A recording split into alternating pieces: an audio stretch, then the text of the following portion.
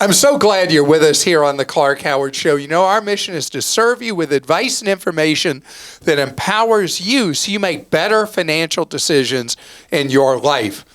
And remember, we're here to help you so many ways, including with one-on-one free advice from our Team Clark Consumer Action Center, something we've been doing since 1993 with free one-on-one advice. You go to clark.com/CAC. You'll see how to get that free advice. Hours available each weekday. So today's episode, there's nothing worse than feeling like you're drowning financially when it comes to money. There are worse things in life, but I mean money where you just feel like the bills just come at you. Bam, bam, bam, bam. I want to talk about that. And coming up later, it's not your imagination that traffic is increasing a lot right now. And I want to talk about what that trend is and what you may or may not be able to do about it. So, wow. The twin towers of monthly expenses. Where you put a roof over your head and what you drive. And I've talked in the past about with a house. Right now, obviously buying a house is such a stretch. It's so crazy expensive with mortgage rates going up again. And even though home prices no longer are escalating like they were before in a number of markets, they've come down some. The effective cost of owning a home is so high. And it's something you have to really think through. If you've been used to being a renter and you're going into a home that's going to cost you a lot more per month, something's got to give. What is that? All right, do you know there's a pattern that when people go from being a renter to being a home buyer, that it unleashes a wave of spending? And people go out and they buy new furniture. They decide the furniture they were using as a renter, well, I'm so excited about this home. This is my dream home. I'm going to go buy more furniture. And how do they tend to buy it? Store financing most often. There's more credit, more obligation that you got to pay. I don't care if they tell you it's no interest for 2 years or whatever. I don't care that they're telling you it's 0% interest. It has to be paid back. And if you don't get it paid back in that time, you're going to be paying huge interest, usually retroactive to day one, at usually for furniture, 36% interest. And we got that new home, and now we got this nice garage. We should have nice wheels in it. And people decide to go get a new vehicle. Now remember, your monthly cost for housing just probably went up a whole lot. And then you buy a lot of other things too. Plus there are things that when you were a renter, you call the landlord and they may or may not fix something, but you call them and it's on them to do it. In the home, you're calling yourself to go fix whatever it is.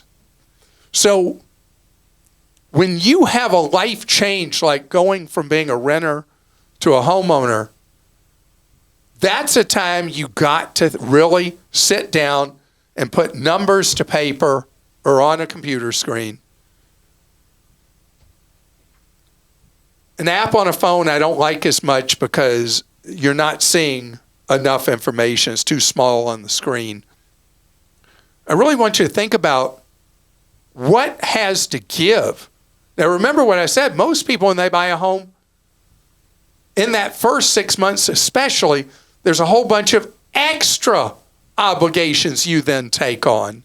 And you're already paying more than you were as a renter. And then every month you're wheezing financially. It's a fact. So what goes away? You can't have it all. So if you decide to go from the apartment to the house, what in your budget are things that will help you bridge that gap of that additional spending in your life? And be aware about this first 6-month thing where people just buy this on credit, buy that on credit, buy the other thing on credit. While we're at it, I got to talk about vehicles for a second. One of our Team Clark staffers went in to do some basic maintenance on her vehicle at the dealer. And while she's sitting there, a salesperson comes up to her and says, hey, we got a great deal here for you to dump your 22 model year vehicle and get in a brand new 25 here. And we'll make you a great deal on payments and all that. And being a member of Team Clark, she very politely said, no thanks, I love my 22 model year. I'm going to drive it for a good long time. Dealers are doing a big push right now as sales of new vehicles have slowed down. And they got a lot of inventory sitting on a lot of brands' lots. They're doing big pushes and call-outs and mailings, trying to get you to do a trade-up, they call it, a trade-up. What a brilliant marketing term. Take that vehicle that maybe you're close to finishing paying off the loan or you paid off the loan, and why don't you take on another loan payment? And while you're at it, because the vehicle's worth more, you're going to be paying more for your insurance too. Don't fall for it. Don't fall for it. Remember, the second biggest expense most of us have in our lives are what our transportation costs. And it's not unusual anymore for people to have over $1,000 a month in expenses for the vehicle they drive.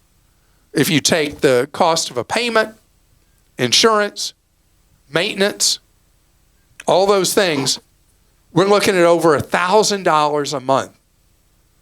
The longer you drive a car, and certainly once it's paid off, the cheaper it is for you to have that car. The insurance is cheaper, and then, of course, you got no payment. Your maintenance costs go up. You then have repair costs. But a lot of people dump a car because of repair costs. Be careful on that. Because even though the vehicle may have this repair or that repair, I have a 6-year-old car I drive. And it's out of warranty now. I've had 2 repairs on it recently. And I've laid out some money on it. But not even what it would cost for one monthly payment for a new vehicle. So yeah, I don't like taking it to the repair shop. It's at the repair shop right this moment. I don't like doing that, but I'd rather do that than have the obligation. How about you? Max in North Carolina wrote in with this. I've experienced something I cannot recall hearing about and could really use your advice. I received 2 emails confirming 2 redemption requests for redeemed points on my credit card. Reward point theft. I logged on and found almost $1,000 of my accumulated travel points were redeemed on Qantas Airlines. I was on the phone with the credit card company immediately within minutes of the email's arrival.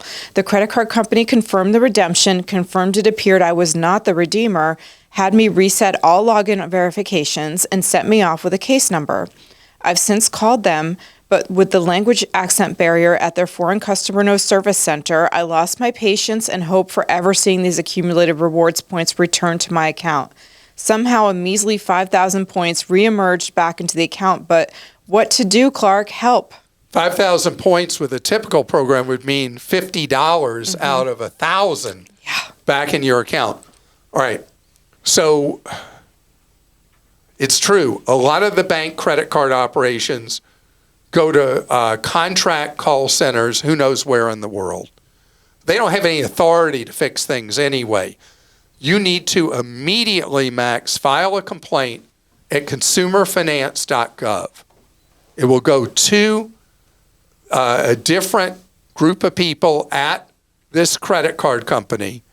You'll be dealing with people that are employees of the company, and your trail is so clear and you noticed immediately. And points theft from credit cards is a thing, as well as especially from airline frequent flyer programs. There's a lot of theft of points going on. And those points, when they sit there, are very valuable, and they get stolen. The fight to get them back is really, really difficult.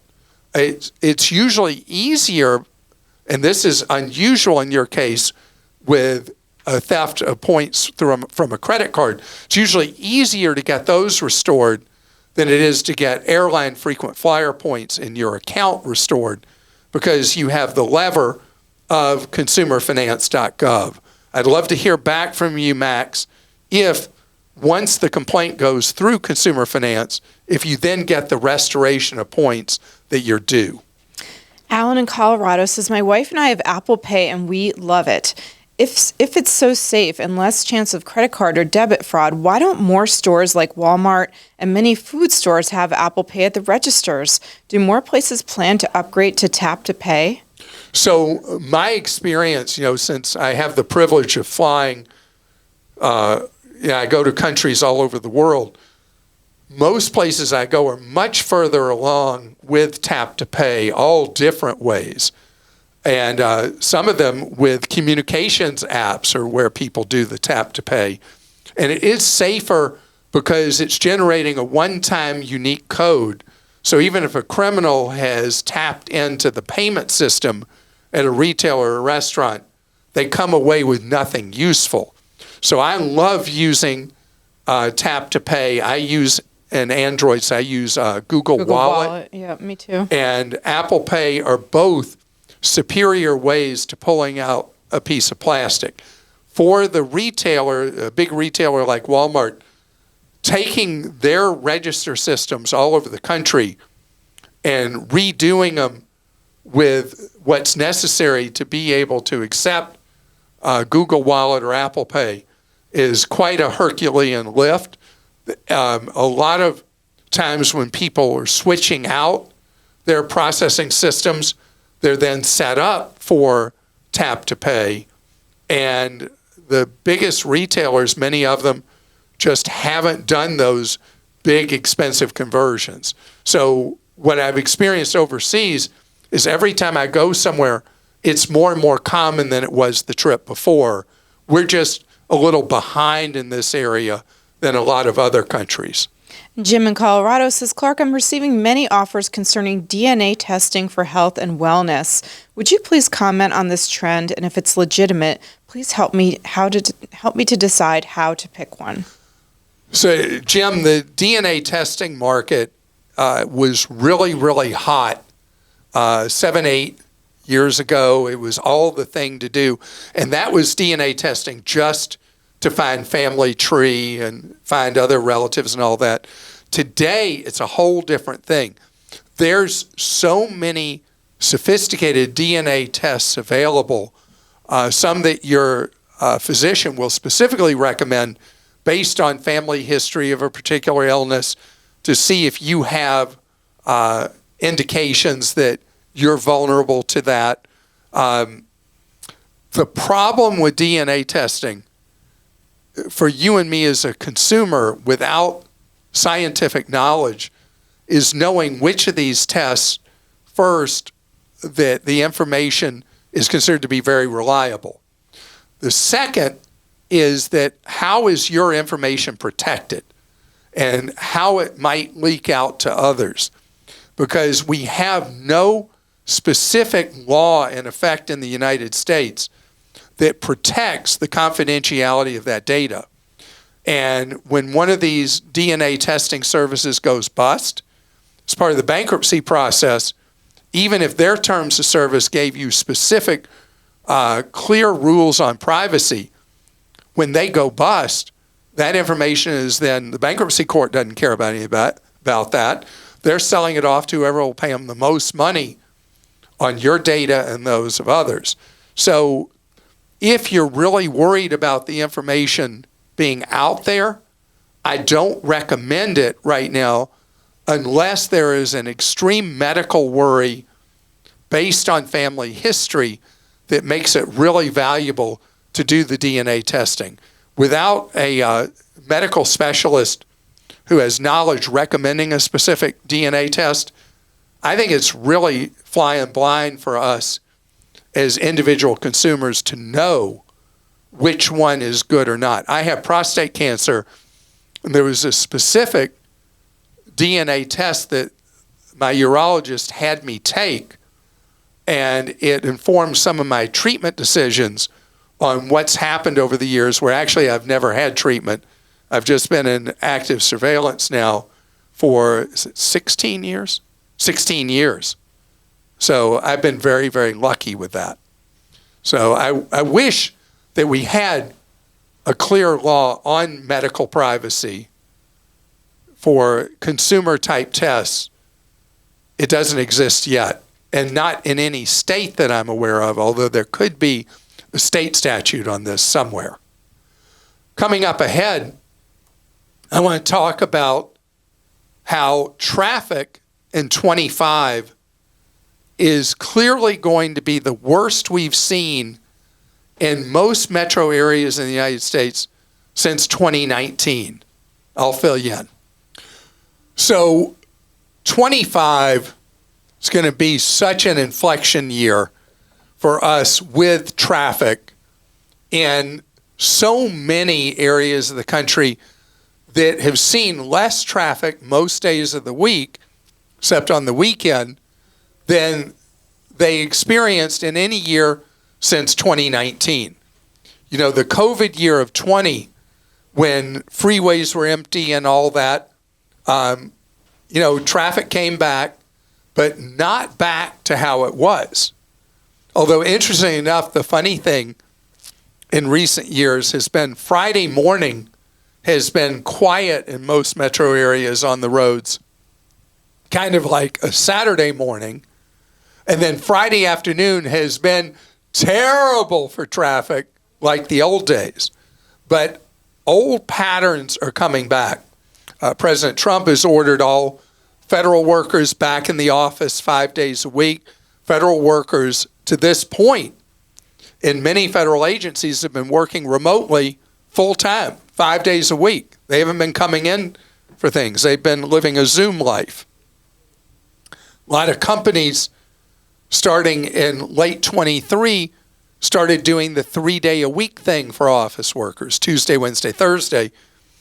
And this year has seen a big return to traditional office 5-day-a-week kind of thing. And it's very rare, like people who love getting remote jobs in 21, 22, 23 and got really comfortable with that lifestyle are now finding it harder and harder to find available jobs that are out there for people who want to work from home or work remotely. The funniest thing I read, though, was a thing I read, I think in Market Watch, that if somebody is a very valuable employee and the company fears losing them and they want to work remotely, even if everybody else has to come back in the office, that person who they see as extremely valuable suddenly is an exception to the rules. It reminds me of something as a side thing. So if you're a longtime listener or viewer, you know that I worked my way through graduate school as a bill collector at IBM. And I had to wear a suit every day. I hate wearing a suit.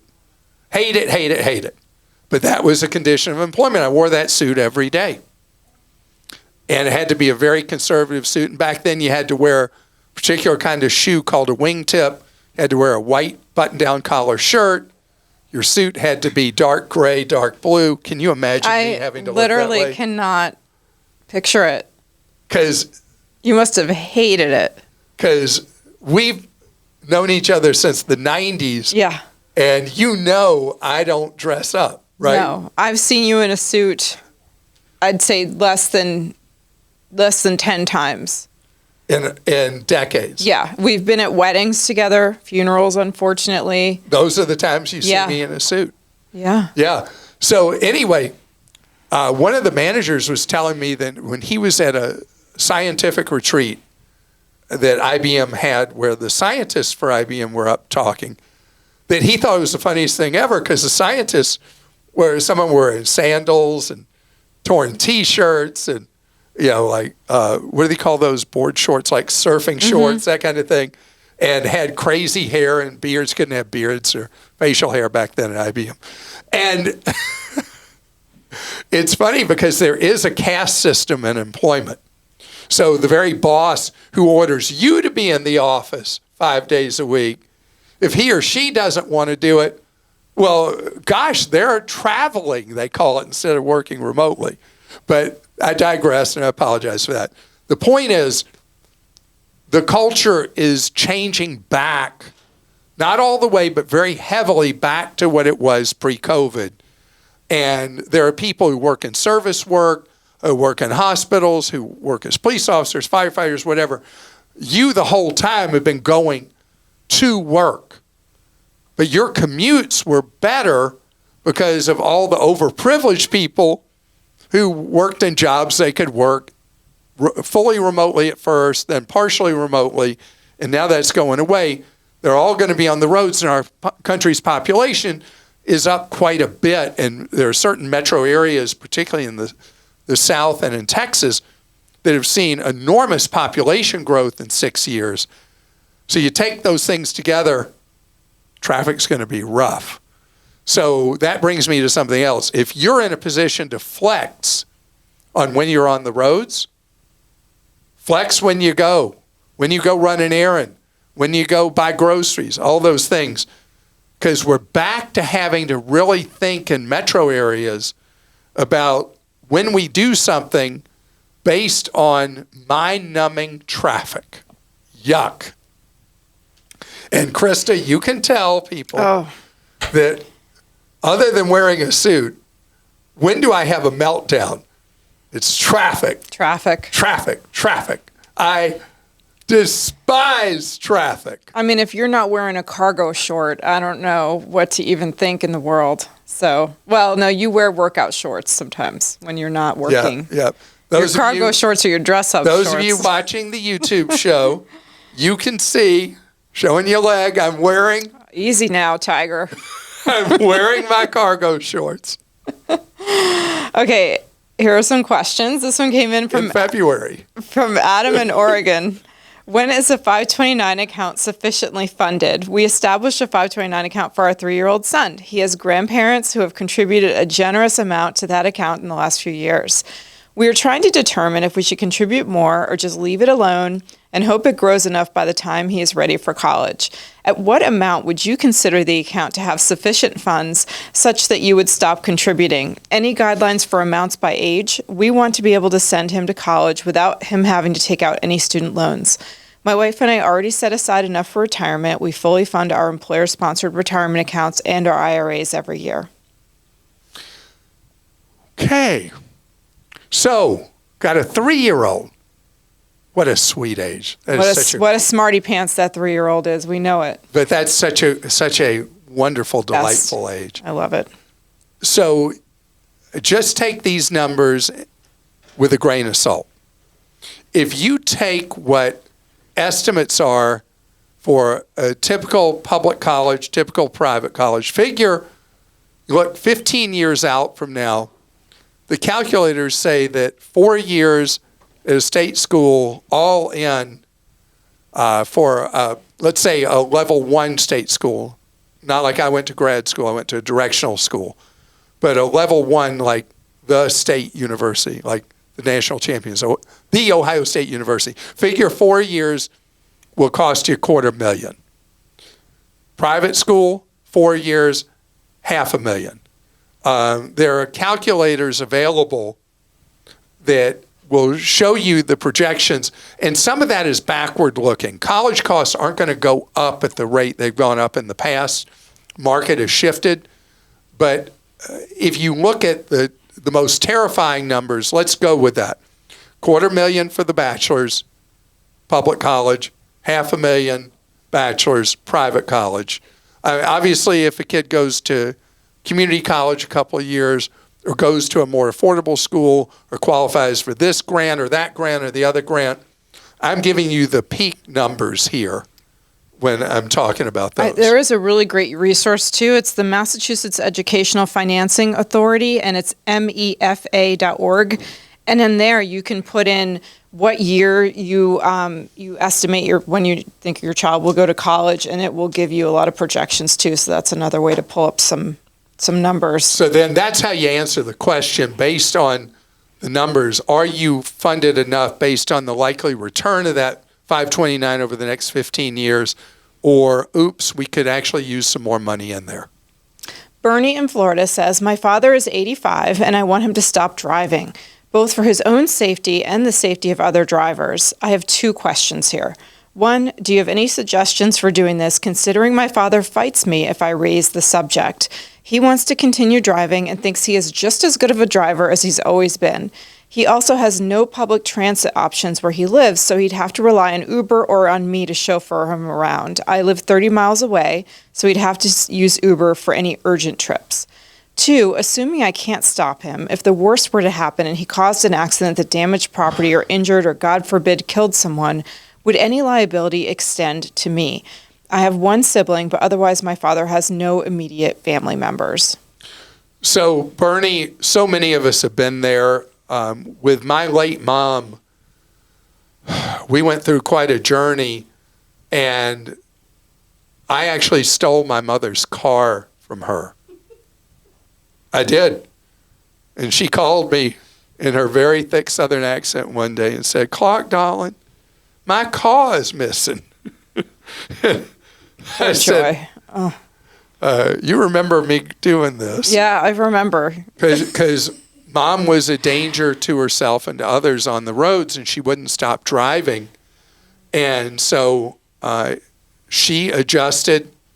This happened before Uber and Lyft, and we signed her up. There were taxi companies, and we signed her up with a taxi company that was in her part of town. And it was like a membership, and they were an analog version, kind of what like Uber and Lyft were. Turned out it was cheaper for her rides, and she was using it every day. It was cheaper for her rides doing that than it was having and insuring a car.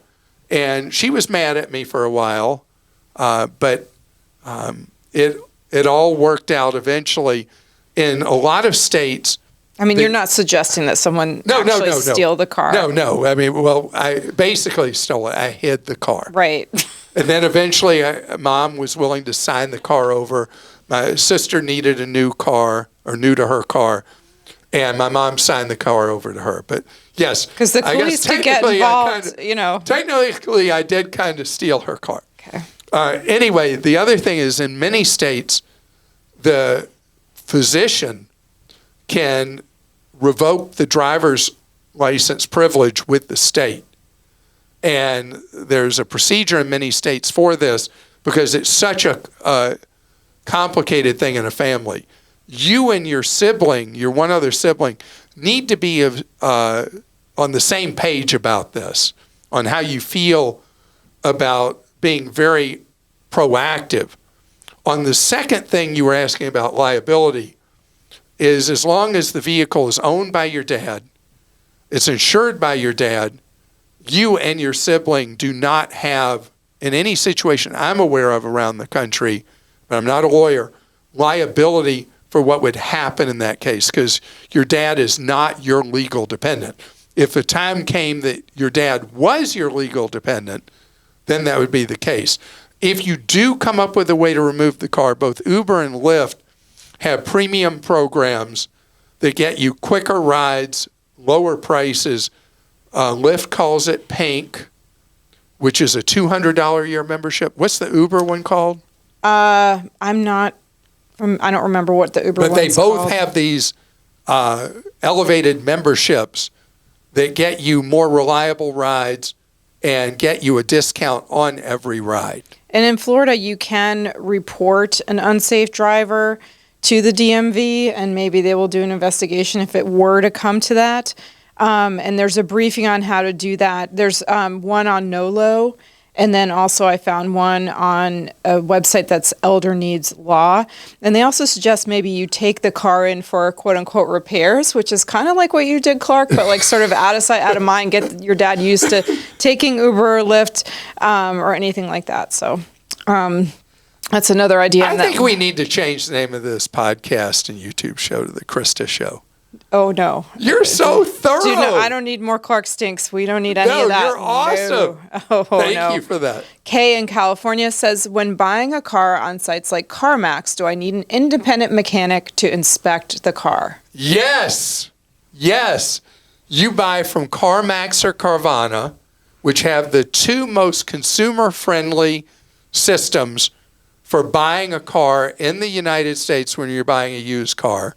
CarMax in a lot of its markets gives you 30 days where you can return the vehicle as long as you don't violate any terms, no questions asked, for a full refund. Carvana, 7 days. This is the way used cars should be sold because people are buying a vehicle with a history. That history may be bad. If you buy a car from Carvana or CarMax that is a couple of years old or less, it's a relatively new car, a couple of years only, still under manufacturer's warranty, rather than have it checked out by an independent mechanic, the more important thing is to have it checked out by a body shop. And you pay a body shop a fee to check the vehicle out to make sure it's not been in an accident. If you buy a vehicle that's 3 years old or older from CarMax or Carvana during the 7-day Carvana period, the up to 30-day CarMax, depending on market, review period of ownership, pay an independent mechanic, preferably who specializes in the brand of vehicle you bought, to check it out and make sure it is okay, which is the beauty of the return period.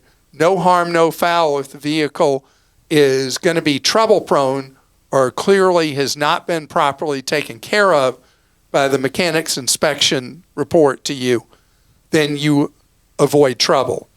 Now, I've told this story not in years, but way before CarMax Carvana, Christa bought a used car.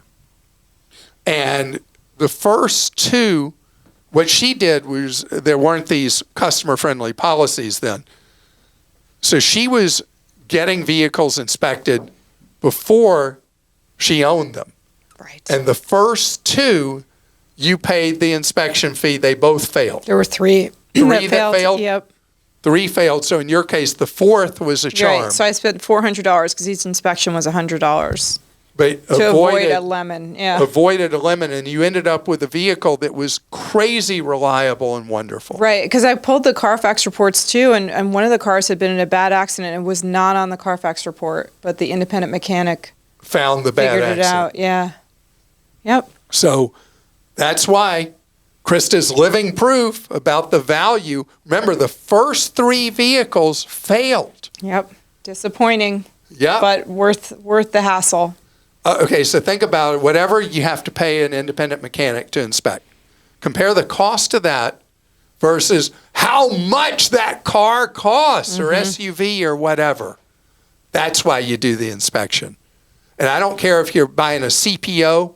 You go to one of the luxury or near luxury brands and they're selling all these vehicles certified pre-owned. They don't call them used. They call them pre-owned vehicles. And they say, we've done this 144-point check or whatever term they use, 125-point whatever. And then it turns out when you have it inspected, it wasn't like they represented it all. And that's why with any of these CPO programs, you can't trust that either. But you can trust this. We're here to serve you all day, all night, 24 hours a day, every day of the year at Clark.com and ClarkDeals.com with advice and information on your wallet. Clark Deals, ways to save money today on purchases you might make.